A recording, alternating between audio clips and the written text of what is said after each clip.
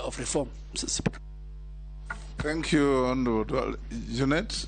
Just want to rejoin with your permission.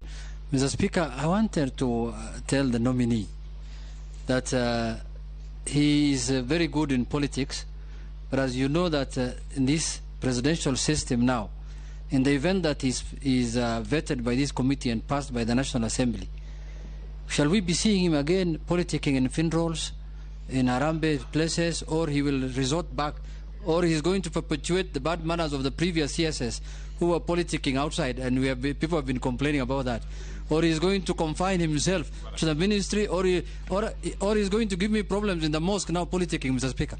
Mr. Chairman. Honorable Junet should be the last to ask such a question because we saw you encouraging and comforting ministers during campaign rallies, some who are occupying the position you are vetting him for. Mr. Speaker, now that is bad manners. Is he going to stop?